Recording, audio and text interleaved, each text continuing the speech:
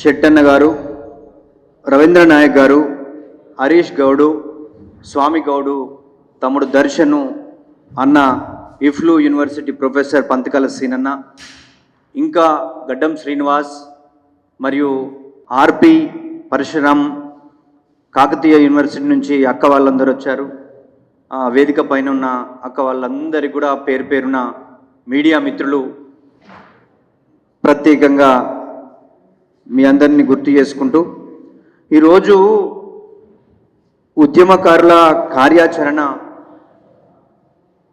నా దృష్టిలోనైతే ఈ తెలంగాణ రాష్ట్ర సాధనలో క్రియాశీలకమైన పాత్ర పోషించి వందల కేసులు పెట్టుకొని జైలు జీవితాన్ని గడిపినటువంటి తెలంగాణ విద్యార్థి ఉద్యమకారులు యొక్క పాత్ర చాలా గణనీయమైనది. ఇదే ఉస్మానియా యూనివర్సిటీ వేదికగా మేము 14 విద్యార్థి సంఘాలం ఒక జేఏసీ పెట్టి ఆ రోజు తెలంగాణ ఉద్యమాన్ని రగిలించడంలో ఇక్కడ ఉన్నటువంటి విద్యార్థి సంఘాలు, తెలంగాణ వ్యాప్తంగా ఉన్న విద్యార్థి సంఘాల త్యాగాలను మనం వెలకట్టలేనిది. దాదాపు ఈ రాష్ట్రం గురించి 1200 మంది ప్రాణతర్పణం చేసినటువంటి చరిత్రను మనం గుర్తుపెట్టుకోవాల్సినటువంటి అవసరం ఉంది. మొదట నేనైతే ఏమంటానంటే, ఆ అమరులైనటువంటి కుటుంబాలను ప్రభుత్వాలు ఆదుకోవాలని చెప్పేసి నేనైతే గుర్తు చేస్తా ఉన్నా. గత ప్రభుత్వము 10 సంవత్సరాల తమ పరిపాలనలో ఆ కుటుంబాలను పట్టించుకున్నారా అంటే అది నిజంగా పట్టించుకోలేదనే విషయాన్ని నేను గుర్తు చేస్తా ఉన్నా. మేము విద్యార్థి నాయకులుగా, విద్యార్థులుగా వందల కేసులు పెట్టుకొని జైలు జీవితాన్ని గడిపినటువంటి వాళ్ళుగా మేము ఒకటే చెప్పదలుచుకున్నాం, ఉద్యమకారుల గుర్తింపు అనేది ఉండాలా. ఇక్కడ చదువుకున్నటువంటి వాళ్ళు కొంతమంది పిహెచ్డీలు అయినాయి, ఇక్కడ చదువుకున్నటువంటి వాళ్ళు కొంతమందికి ఉపాధికి అవకాశాలు లేవు. తమ విలువైన జీవితాన్ని ఈ తెలంగాణ ఉద్యమంలో ఉండి కేసులు పెట్టుకొని ఉద్యోగాలకు అర్హత లేకుండా ఏజ్ అయిపోయినటువంటి వాళ్ళు కూడా ఉన్నారు.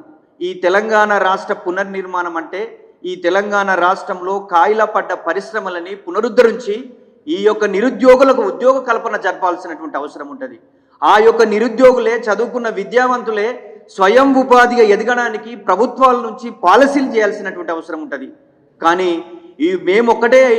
మేమైతే తెలంగాణ రాష్ట్ర ఉద్యమాన్ని కొనసాగించినటువంటి మేమందరం కూడా మాకు అవకాశాలు కాదు, మా తరువాత తరాలకి ఈ యొక్క యూనివర్సిటీలను కాకుండా మారుతున్న కాలానికి అనుగుణంగా ప్రపంచానికి ధీటుగా విద్యారంగంలో మార్పులు రావాల్సినటువంటి అవసరం ఉందని మేము భావించాం.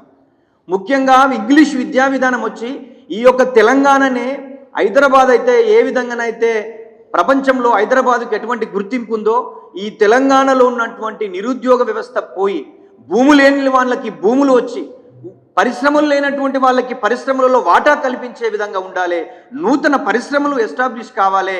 ఈ తెలంగాణ రాష్ట్రంలో ఉన్న అన్ని యూనివర్సిటీలో ప్రపంచానికి ధీటుగా ఇక్కడ జరిగే నూతనమైన కోర్సులు రావాలి, టెక్నాలజీ డెవలప్ కావాలి అనే ఆలోచనతో ఉన్నటువంటి వాళ్ళం. మేము కొత్త కాదు, స్వతంత్రోద్యమంలో ఈ యూనివర్సిటీ నుంచి చదువుకున్న వాళ్ళు స్వతంత్రోద్యమానికి నాయకత్వం వహించారు. చాలామంది దేశంలో ఆర్థిక రంగంలో ఎదిగేటువంటి వాళ్ళు వచ్చారు, పొలిటీషియన్లు వచ్చారు, పాలకంగా వర్గాలుగా వచ్చారు.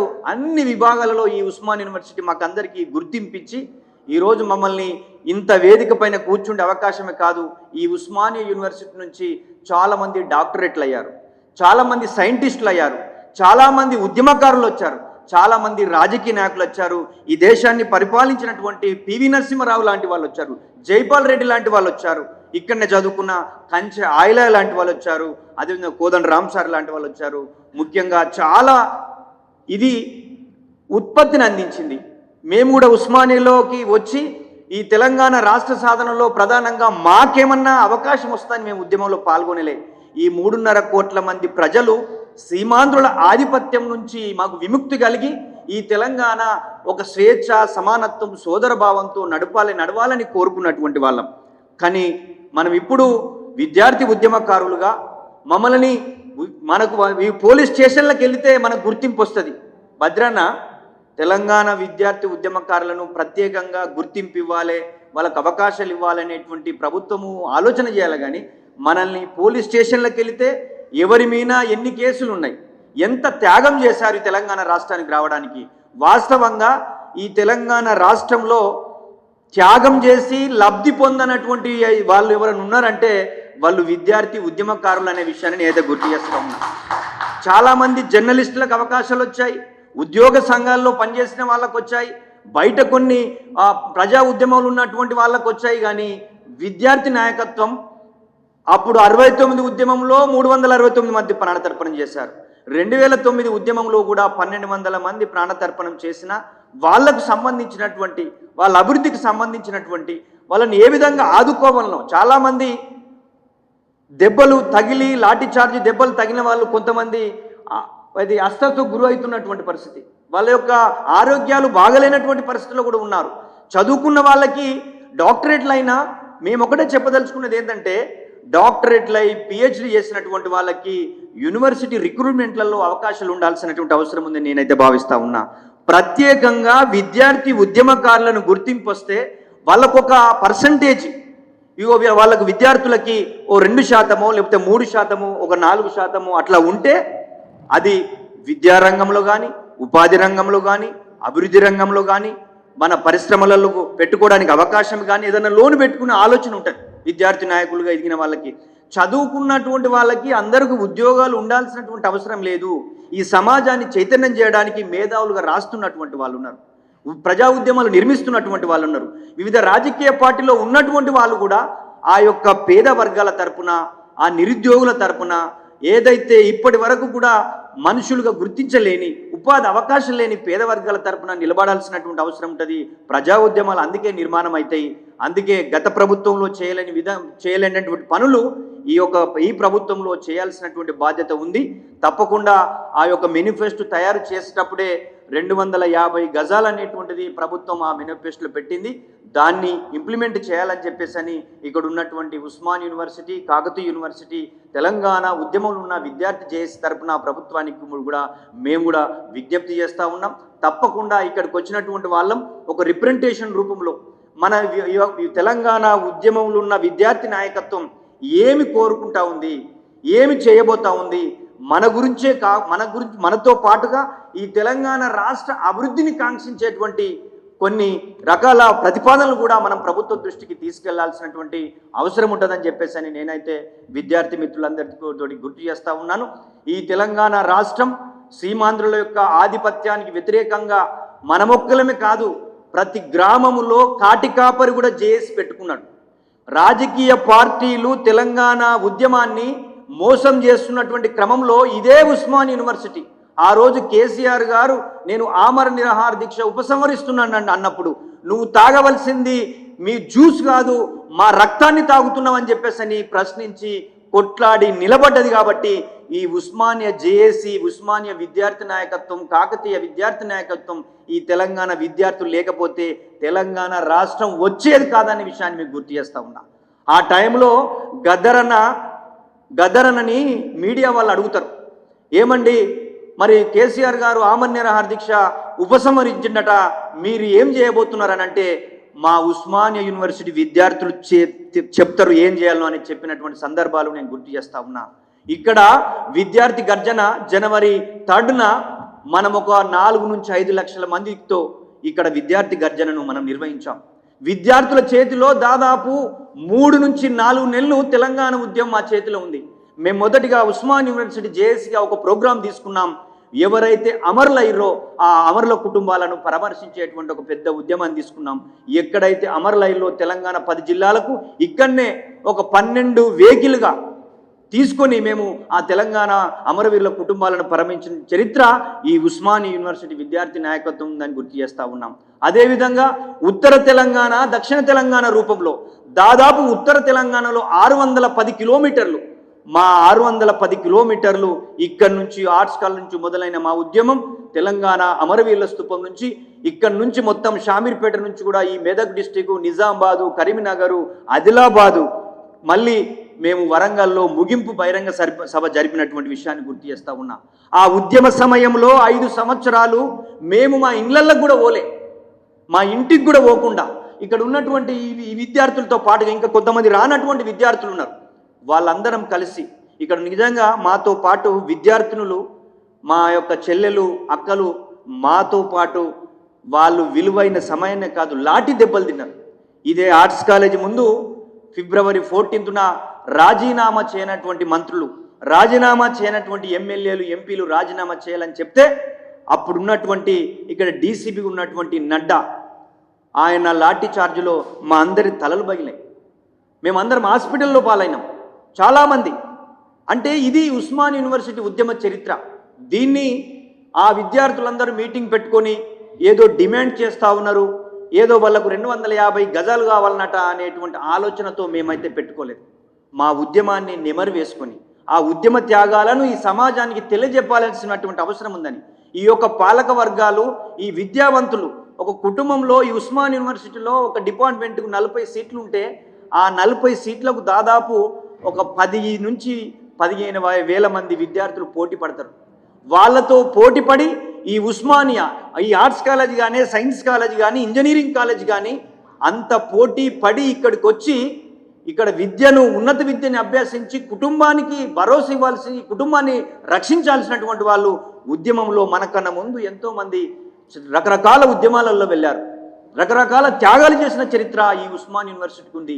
అందుకే గ్రామ పునాదుల నుంచి వచ్చినటువంటి వాళ్ళే ఈ దేశ చరిత్రను, ఈ రాష్ట్ర చరిత్రను మార్చాల్సిన బాధ్యత మనపై ఉంటుంది. కాబట్టి మనోళ్ళందరూ ఇక్కడ చదువుకున్న వాళ్ళు సైంటిస్టులు అయ్యారు, ఎకనామిస్టులు అయ్యారు, జర్నలిస్టులు అయ్యారు, ఈ యొక్క రాష్ట్రంలో రాజకీయ పదవులు పొందారు, అదేవిధంగా పార్లమెంటులో పదవులు పొందారు.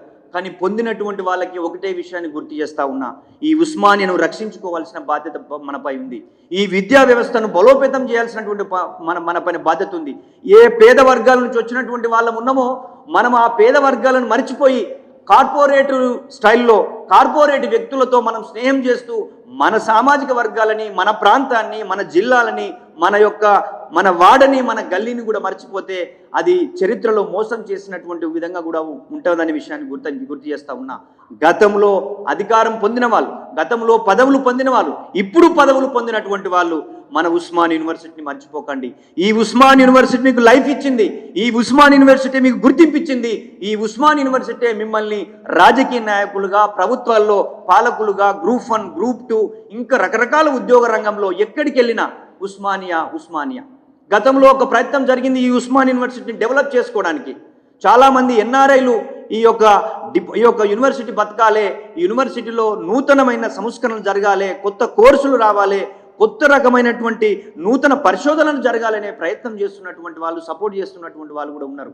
దయచేసి ఈ ఉస్మాని నుంచి ఎవరం ఏ రంగాల్లో పోయినా, ఏ విభాగంలోకి వెళ్ళినా మనమందరం కూడా మన ఉస్మాన్ యూనివర్సిటీని కానీ, మన కాకతీయ యూనివర్సిటీని కానీ, మన తెలంగాణలో ఉన్న యూనివర్సిటీలు గత ప్రభుత్వము నామమాత్రంగా సీమాంధ్ర ప్రభుత్వం యూనివర్సిటీలుగా పేర్లు మార్చాయి కానీ బడ్జెట్ కేటాయించలే, నూతన కోర్సులు అందులోకి ఎంటర్ చేయలేదు. ఇవి ఈ ప్రభుత్వం పైన ఎక్కువ బాధ్యత ఉంది అని నేను గుర్తు చేస్తా ఉన్నా. గత ప్రభుత్వం యూనివర్సిటీల పేర్లు బోర్డులు మార్చింది కానీ బడ్జెట్ కేటాయించలే. దాదాపు కేంద్ర ప్రభుత్వము కొన్ని వందల ఫెలోషిప్లు యూనివర్సిటీలు రాకుండా అడ్డుకున్నటువంటి పరిస్థితి ఉంది. మొత్తం ప్రభుత్వ సంస్థలను ప్రైవేటీకరణ చేస్తున్నటువంటిది కూడా మనం చూస్తూ ఉన్నాం. ఇట్లా రాజ్యాంగాలను మార్చాలని చూస్తూ ఉన్నాం. ఈరోజు మొత్తం ఏ విధంగా పనిచేస్తున్నారో పాలక వర్గాలు, కేంద్ర ప్రభుత్వం మనమంతా చూడాల్సిన బాధ్యత మనపై ఉంది. అందుకే ప్రశ్నించే గొంతుకలుగా ఉండాలి, ఈ యూనివర్సిటీలను కాపాడుకోవాలి. ఈ పేద వర్గాలకి తెలంగాణ రాష్ట్రానికి ఏమి కావాలనో, తెలంగాణ రాష్ట్ర అభివృద్ధి అంటే ఒక రాజకీయ నాయకుని, ఒక రాజకీయ పార్టీ అభివృద్ధి కాదు. అప్పుడు అన్నం తెలంగాణ రాష్ట్రం వచ్చేంత వరకు కొట్లాడతాం. తెలంగాణ రాష్ట్రం వచ్చిన తర్వాత ఈ తెలంగాణ రాష్ట్రాన్ని అన్ని రంగాలలో అభివృద్ధి చేసేటువంటి విధంగా సామాజికంగా ఒక పూరెస్ట్ ఆఫ్ ద పూర్, పేద వర్గాల్లో ఇంకా దళిత వర్గంలో ఇంకా పేద దళిత వర్గాలకు అందినప్పుడే నిజమైనటువంటి ప్రజాస్వామ్యం పరడవిల్లతి. ఆ దిశగా ఇక్కడ ప్రజా ఉద్యమాలు ఉండాలి, సామాజిక ఉద్యమాలు ఉండాలి, ప్రశ్నించే వాళ్ళు, రాసేవాళ్ళు రాయాలి. దయచేసి యూనివర్సిటీలలో ఆర్టికల్స్ రూపంలో కానీ, పుస్తకాల రూపంలో కానీ రాయడం తగ్గిపోయింది. ఇక్కడ నుంచి రాయడం మళ్ళీ మొదలు కావాలి. ఒక సందర్భంలో ఒక బడ్జెట్ ప్రవేశపెడుతున్నారంటే బడ్జెట్ కన్నా ముందే ఏ రంగాలకు బడ్జెట్ కేటాయించాలనో ఇక్కడ ఉన్నటువంటి యూనివర్సిటీ స్కాలర్స్, యూనివర్సిటీ విద్యార్థులు ఒక ప్రణాళికను రచించేటువంటి వాళ్ళుగా తయారు కావాలి. ప్రపంచాన్ని ఈరోజు శాసిస్తున్నటువంటి కంప్యూటర్ యుగంలో ఆర్టిఫిషియల్ ఇంటెలిజెన్స్ నడుస్తున్నటువంటి క్రమంలో మనం ఇంగ్లీష్ నేర్చుకోవాల్సిన అవసరం ఉంది, కంప్యూటర్ జ్ఞానాన్ని పెంపొందించుకోవాల్సిన అవసరం ఉంది. భూములను మొత్తం కార్పొరేట్ శక్తులకు దారదత్తం చేస్తున్నప్పుడు ఈ యొక్క తెలంగాణ ప్రాంతం యొక్క భూములు మన తెలంగాణ ప్రజలకు పంచాలని డిమాండ్ రావాల్సినటువంటి అవసరం ఉంది. ఈరోజు తెలంగాణ రాష్ట్రం వచ్చింది, కానీ ఈ తెలంగాణ రాష్ట్రంలో ఉన్న సీమాంధ్ర పెట్టుబడిదారులు ఈ తెలంగాణ రాష్ట్రాన్ని వదిలిపెట్టిపోలేదు. వాళ్ళు ఇంకా రోజు రోజుకు రెట్టింపుగా గ్రేటర్ హైదరాబాద్ చుట్టూ మొత్తం భూములు లెక్కలు దిస్తే వాళ్ళు కబ్జా పెట్టినే ఉన్నాయి. ఇక్కడ ఉన్నటువంటి రకరకాల వ్యాపారాల నుంచి వచ్చినటువంటి వాళ్ళు కూడా ఇక్కడ ఉన్న రాజస్థాన్ నుంచి వచ్చారు, గుజరాత్ నుంచి వచ్చారు. మొత్తం అన్ని విభాగాల వ్యాపారులు వాళ్ళ చేతిలో ఉన్నారనే విషయాన్ని మీరు గుర్తుపెట్టుకోవాలి. మన ఊర్లలోకి వాళ్ళు ఎట్లా వచ్చారంటే మిక్చర్ షాపులతోటి, మన జిలేబీ సెంటర్లతోటి, స్వీట్ హౌజ్ల పేరిట మొత్తం కూడా వ్యాపారాలన్నీ కూడా ఆ యొక్క సామాజిక వర్గాల ఈ తెలంగాణ అంతా ఏళ్తా ఉన్నారు. మీరు హైదరాబాదులో మీరు చూడండి, ఏ మూలకు వెళ్ళినా బిల్డింగ్ కన్స్ట్రక్షన్ షాప్ వాళ్ళది ఉందంటే వాళ్ళది ఉంటుంది, టైల్స్ ఎవరిది ఉందంటే వాళ్ళదే ఉంటుంది, కిరాణం షాపులు ఎవరున్నాయంటే వాళ్ళే ఉంటాయి. మీరు ఏదైనా చూడండి, మొత్తం కూడా వ్యాపారాలు ఎవరి చేతిలో, సీమాంధ్రుల చేతిలో ఉన్నాయని చెప్పి మనం అనుకుంటే వాళ్ళవి ఉన్నాయి. ప్లస్ వేరే గుజరాత్, రాజస్థాన్ నుంచి వచ్చినటువంటి వాళ్ళ భావాజాలంతో ఇప్పుడు జరుగుతున్న రాజకీయ పార్టీలకు వ్యాపారాన్ని చేస్తూ వాళ్ళకు మొత్తం కూడా డబ్బులు అందించే విధంగా ఉంటుంది. భారత రాజ్యాంగాన్ని మారుస్తామని మొన్న చెప్పారు. అటువంటి ప్రజాస్వామికంగా ఎవరు ఉద్యమించిన వాళ్ళ మీద కేసులు పెడతా ఉన్నారు. ఇటువంటి వాటి మీద అధ్యయనం చేయాలి, ప్రశ్నించాలి, మాట్లాడాల్సిన బాధ్యత ఈ ఉస్మానియా యూనివర్సిటీలో చదువుకుంటున్న విద్యార్థుల పైన, స్కాలర్ల పైన ఉంటుందనే విషయాన్ని మేము గుర్తు చేస్తూ ఉన్నా. అందుకే తెలంగాణ రాష్ట్రం వచ్చింది. రాష్ట్రం వచ్చిన తర్వాత అభివృద్ధికి సంబంధించిన తెలంగాణ ఎలా డెవలప్ చేయాలో అవి చేస్తూనే మనల్ని దోపిడీ చేస్తున్నటువంటి వాళ్ళని మనం గుర్తించకపోతే ఈరోజు ప్రభుత్వ సంస్థలన్నీ అమ్ముతున్న విధానాన్ని చూడాలి. నరేంద్ర మోడీ గారు వచ్చిన తర్వాత సంవత్సరానికి 2 కోట్ల ఉద్యోగాలు అన్నారు. 10 సంవత్సరాలలో ఎన్ని కోట్ల ఉద్యోగాలు వచ్చినాయో మనం చూడాల్సినటువంటి అవసరం ఉంది. ఈరోజు ఏ రాష్ట్రాల్లో ప్రజాస్వామ్యాన్ని కూని చేసి అక్కడ మొత్తం కూడా ప్రభుత్వాలను మారుస్తున్న విధానం కూడా అధ్యయనం చేయాల్సినటువంటి అవసరం ఉంటుంది. అందుకే తెలంగాణ విద్యార్థులంటే, తెలంగాణ సమాజం అంటే ప్రజాస్వామిక వాతావరణంలో స్వేచ్ఛ, సమానత్వం, సోదరభావంతో ఈ తెలంగాణ రాష్ట్రం పరడవిల్లాల్సినటువంటి అవసరం ఉంది. దీన్ని ప్రతిపక్షాలుగా ప్రశ్నిస్తూనే, ప్రభుత్వాలను ప్రశ్నిస్తూనే ఈ తెలంగాణ ప్రజానికానికి, ఈ తెలంగాణ 3.5 కోట్ల ప్రజలను ఎలా అభివృద్ధి చేయాలనో ఆ అభివృద్ధికి సంబంధించినటువంటి ఎజెండాని, ప్రణాళికని తయారు చేసే విధంగా మన యూనివర్సిటీలు తయారు కావాల్సినటువంటి అవసరం ఉందని నేనైతే భావిస్తాను మిత్రులారా. అందుకే మన ఉద్యమకారుల గుర్తింపు అంటే మన ప్రజల తరపున, మన అమ్మా నాన్నలకి తరపున మనం ఈ 3.5 కోట్ల ప్రజల తరపున ఉద్యమించినాం. మన కుటుంబాల గురించో, మన వ్యక్తిగత లాభం గురించో మనం ఉద్యమం చేయలే. మనం ఇప్పటికైనా ఆ ప్రభుత్వాలను మేము నష్టపోయిన మా వాళ్ళకి అన్ని రంగాలలో మాకు అవకాశాలు ఇవ్వాలి, కొంత పర్సెంటేజ్ ఇవ్వాలి, కొంత మాకు ఒక 2% అన్న మాకు రిజర్వేషన్ కల్పించాలి. అంతకన్నా ముఖ్యంగా త్యాగం చేసినటువంటి వాళ్ళకి ఏముంటుందంటే గుర్తింపే ఉంటుంది. ఆర్థిక పరమైన గుర్తింప, ఉపాధి అవకాశాల పరంగా గుర్తింపు అనేది సెకండరీ. మాకు తెలంగాణ విద్యార్థి ఉద్యమకారులకు ఒక గుర్తింపు వస్తే సాటిస్ఫై అయ్యే వాళ్ళు చాలామంది ఉన్నారు. అయ్యో నేను త్యాగం చేశాను, 100 కేసులు పెట్టుకున్నాను, జైలు జీవితాన్ని గడిపాను, అయినా కానీ ఏ పొలిటీషియన్ తెలంగాణ రాష్ట్రంలో ఒక విద్యార్థిని కానీ, ఒక విద్యార్థిని కానీ, ఒక చదువుకున్న వాళ్ళని కానీ ఎక్కడ కూడా గౌరవించినటువంటిది లేదనే విషయాన్ని గుర్తు చేస్తూ ఉన్నా. అన్ని వర్గాల వాళ్ళు అభివృద్ధి చెందారు, కానీ విద్యార్థి ఉద్యమకారులకు అన్యాయం జరిగింది గత 10 సంవత్సరాల్లో.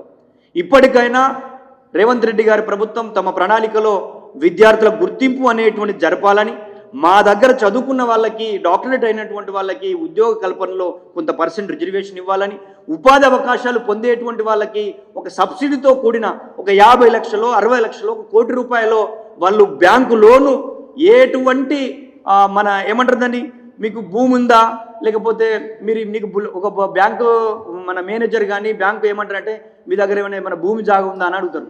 ఏమి లేనటువంటి వాళ్ళకి ఏమి ఇస్తామని అంటారు. ఎస్, కులప్ట్రాల్. ఇటువంటిది కాకుండా ఈ తెలంగాణ వ్యాప్తంగా నిజంగా అన్ని జిల్లాలలో విద్యార్థి ఉద్యమకారులను దయచేసి గుర్తించమని మేము కూడా అడుగుతా ఉన్నాం.